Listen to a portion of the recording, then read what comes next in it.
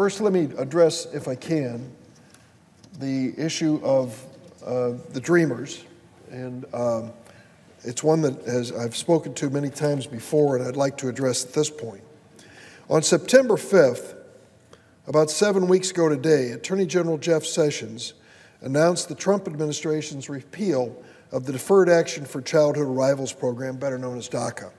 DACA provided temporary legal status to immigrant students if they registered with the government, paid a fee, went through a criminal background check and a national security check, and did that on a renewable basis every 2 years. The young people protected by that executive order are known as Dreamers. They came to the United States as children, brought here by their parents. They grew up in our schools, singing our Star-Spangled Banner, pledging allegiance to the only flag they've ever known. 7 years ago, I asked President Obama, in a letter that I sent with then Republican Senator Dick Lugar, to create a program to protect these young people and give them a chance to earn their way into legal status. The President responded to our request, and almost 800,000 have signed up. But now, with President Trump's announcement that he's going to eliminate this program, the clock is ticking. By March 5th, 2018, every workday for the following 2 years, approximately 1,400 of these Dreamers, protected by DACA, will lose their work permits and will be subject to deportation. 1,400 a day who signed up on this program as of March 5th next year will hear the clock ticking. Teachers will be forced to leave their students, nurses to leave their patients, first responders to leave their posts, and soldiers who are willing to fight for their country forced to leave the Army if this happens. It's an outcome that none of us want to see, I hope. It isn't just a looming humanitarian crisis, it's economic too. The Nonpartisan Institute on Taxation and Economic Policy says that DACA-eligible individuals contribute about $2 billion a year to our economy. They're working, they're going to school. These are productive people who, against the odds, have succeeded in life and want to do more. The Cato Institute, no liberal think tank, estimates that ending DACA and deporting DACA recipients would cost $60 billion and result in a $280 billion reduction in economic growth over the next 10 years. Poll after poll shows overwhelming bipartisan support for the Dreamers. Even Fox News, no liberal media outlet, recently found that 79% of Americans support a path to citizenship for Dreamers. 79%. What percentage of Republicans support it? According to the Fox poll, 63% of Donald Trump voters believe that Dreamers should be given a chance at citizenship. The answer is clear. We need to pass the DREAM Act, and we need to do it before we leave Washington in the next few weeks. It was 16 years ago that I first introduced it.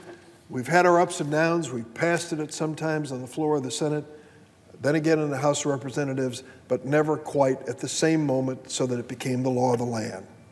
Over the years, I've told over 100 stories about the Dreamers. This is another one I want to share with you. This is a story about William Medeiros. When William was 6 years old, his family moved to the United States from Brazil. He grew up in Boston, moved to Florida. In high school, he was an honors student, graduated, 3.8 GPA. He was an athlete, played high school soccer and football. He's now a student at the University of Central Florida. He has a 3.5 GPA. He'll graduate in the spring of 2019 with a bachelor's degree in criminal justice. He's working full-time to support himself. Because he's a DACA recipient, he isn't eligible for any federal financial assistance to go to college. He's got to work his way through school, and he's doing it. His dream? He wants to be part of America's military. And then after serving his country, he wants to be an officer with his local police department. Thanks to DACA, he's on his way. Last year, he enlisted in the Army through the MAVNI program, and this photo is shown with his recruiter from his enlistment ceremony. Now, this MAVNI program allows immigrants like him who are vital to the national interest to enlist in the armed forces. More than 800 DACA recipients with these critical skills, their dream has come true. They volunteered to serve America in our military.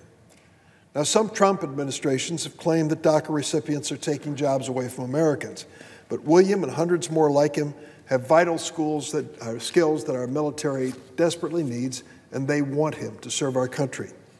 William, along with many dreamers, is now waiting to ship to basic training. He continues his undergraduate studies and is working full-time waiting for his chance to serve. He wrote me a letter, and here's what he said. My desire to serve this nation and help people to pay back my dues for everything I've received from this great country, and to lead by example by showing my fellow DACA members that anything is possible with hard work, perseverance, and dedication. Is there any doubt in anyone's mind that this young man, William, desperate to serve our country and to be a law enforcement officer, will be an asset to the United States, a source of pride for all of us? Of course not. If DACA goes away and is not replaced, if this young man loses that opportunity, America will lose an important part of its future. I was at the Phoenix Military Academy, one of the 6 military academies in the Chicago Public Schools, just last week. I'm proud to say that our Chicago Public School system hosts the largest ROTC program in America, 10,000 cadets from school to school. Turns out that many of them are DACA dreamers. They want to serve our country just like William. I was joined by Colonel Daniel Baggio, who runs the junior ROTC program.